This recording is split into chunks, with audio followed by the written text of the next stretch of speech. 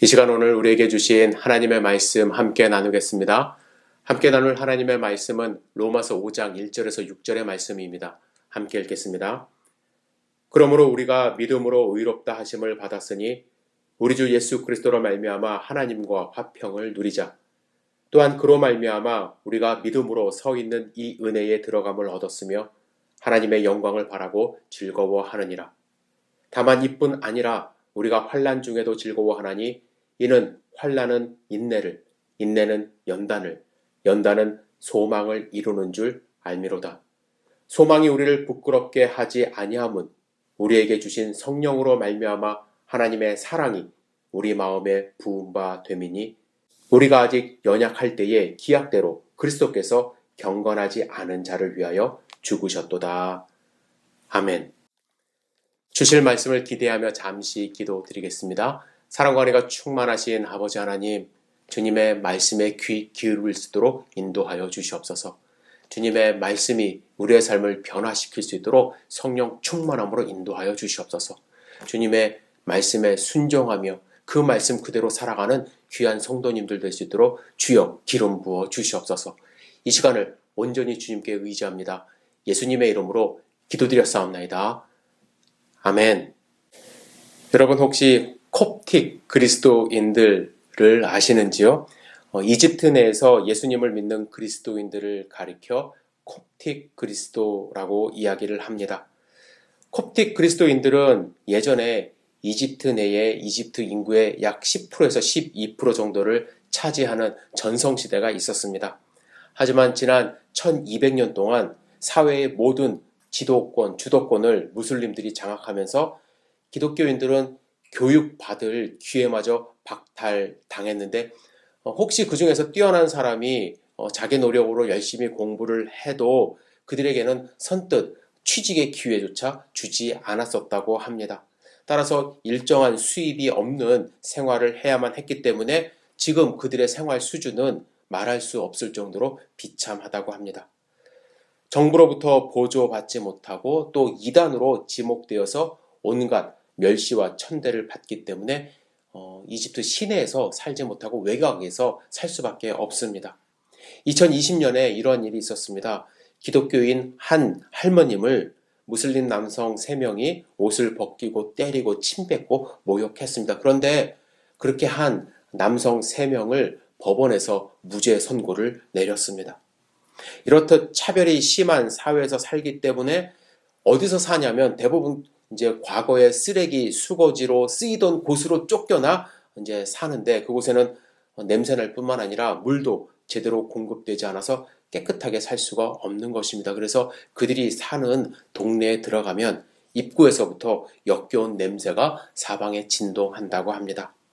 그럼에도 불구하고 그들은 자기의 신앙을 버리지 않습니다. 꿋꿋하게 대대로 신앙을 전수하는데 그들의 방식이 좀 독특해요.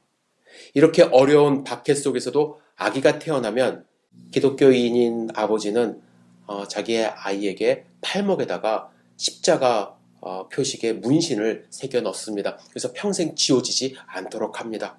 뿐만 아니라 그들이 사용하는 언어로 이름을 지어줍니다. 그래서 서류만 봐도 이 사람이 콥틱 그리스도인이라는 것을 알기 때문에 취직이 안 된다는 거예요. 교육도 못 받는다는 것입니다. 여러분 보통 부모님이라고 한다면 가능하면 자녀들에게 좋은 것 주고 싶지 않습니까? 가능하면 자녀들에게 풍부한 것 남겨주고 싶지 않겠습니까? 그런데 그들은요, 선택할 수도 없는 어린 나이에 평생 십자가를 지고 살라고 문신을 새겨 넣습니다. 그리고 그들의 언어로 이름을 지어줍니다. 그들이 왜 그럴까요? 단 한 가지 이유뿐입니다. 절대로 예수님을 믿는 그 믿음을 버릴 수가 없기 때문에 그렇죠. 그들은 비록 못 배우고 세상의 편견 속에서 살아가고 가난과 질병 속에 있지만 절대로 그들이 버릴 수 없는 것은 예수 그리스도에 대한 믿음이라는 거예요. 그리고 그들이 가장 좋게 여기는 것이 무엇이냐면 하나님의 자녀된 특권이라는 것이죠. 하나님의 자녀됨으로써 기쁨을 누리는 것, 천국에 대한 소망, 그것을 버릴 수 없기 때문에 그들의 자녀에게 전달하는 것이 사명이라고 생각하여 지금도 콥틱 그리스도인들이 그 박해 속에서도 존재합니다. 안타깝게도 지금은 너무 많은 핍박 때문에 그 수가 현저하게 줄어들고 있지만 여전히 그들은 자기의 정체성을 드러내며 기도 요청을 하고 세계의 기독교인들에게 도전을 주고 있습니다. 우리 한번 생각해 보셔야 될 것 같아요. 여러분과 저는 어떻게 이 사회 속에서 세상에서 나의 정체성을 드러내며 살고 있는지. 우리도 십자가 문신 할 수 있죠? 요즘에 문신하시는 분들 많기 때문에 자동차에 물고기 표시 달고 다니며 나는 예수님을 믿습니다. 이렇게 표현할 수 있습니다.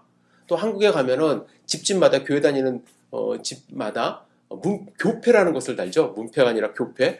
그래서 나는 어느 교회 교인입니다. 라고 표시를 합니다. 근데 요즘에는 그런 걸 보고서 자기도 같은 교회 다닌다고 사기치는 사람들이 많아서 더 이상 교패에 달지 않는 그런 교회도 있다고 하는데, 여러분 그렇게 교패 달고 문신하고 차에다가 물고기 달면 그것이 나의 정체성을 드러내는 삶이 될까요?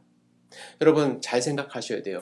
우리의 삶에서 어떻게 사는 것이 그리스도인으로서의 정체성을 드러내는 것인가?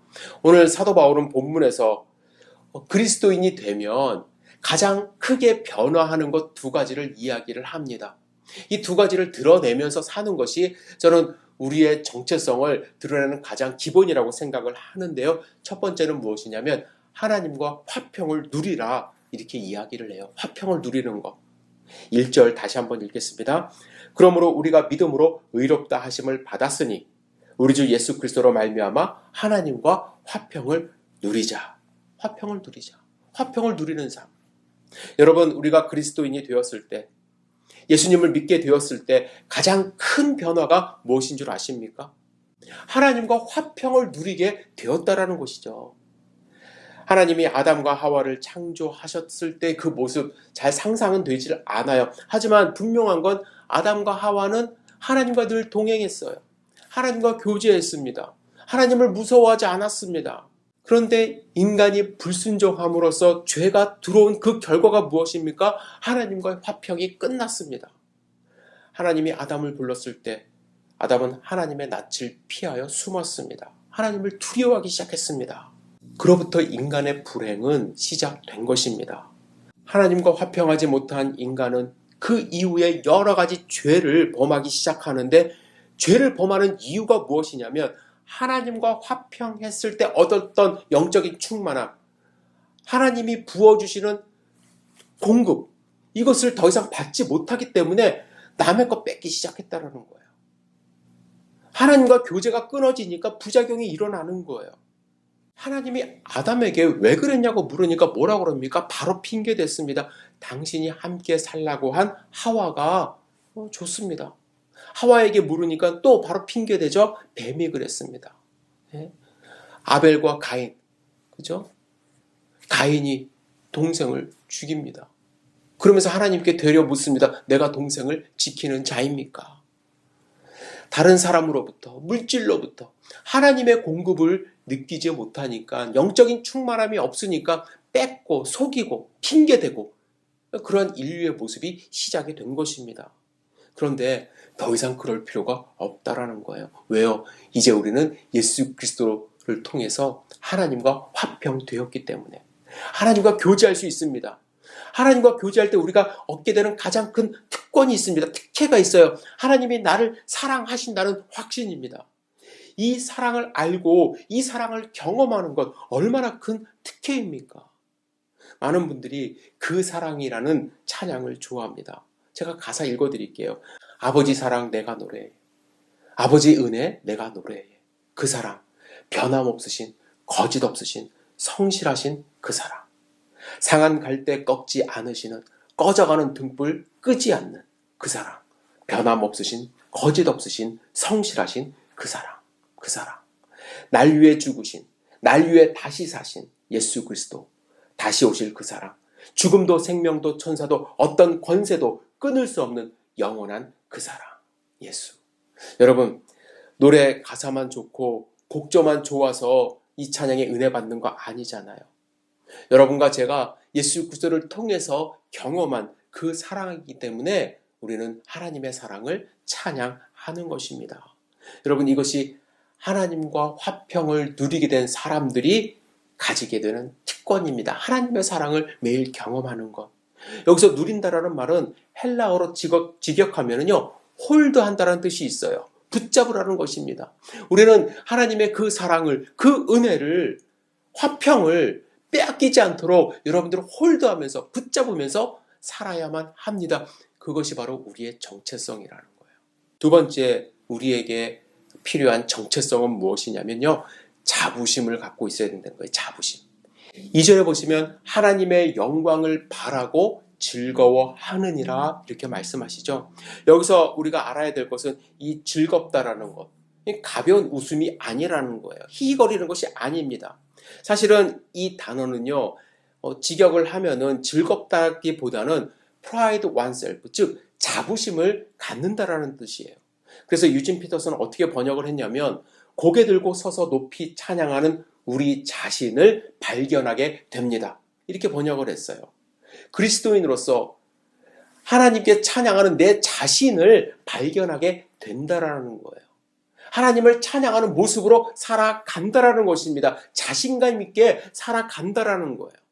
여러분, 초대교회 성도님들 생각해 보세요. 특히 로마에 있는 성도님들 생각해 보세요. 처음부터 그런 것은 아니었지만 그들은요, 보이지 않는 신을 믿는다는 이유로, 그죠? 이단이라고 정죄받았어요. 사회를 문란케 한다는 이유로 예수 그리스도를 주로 부르기 때문에, 그래서 수많은 사람들이요, 핍박을 받았고 직장 구할 수 없었고 사자의 밥이 되거나 십자가 처형 받았습니다. 그래서 그들은 카타콤, 지하 무덤에 숨어 살았어요. 거기에 굴을 파고 살았어요.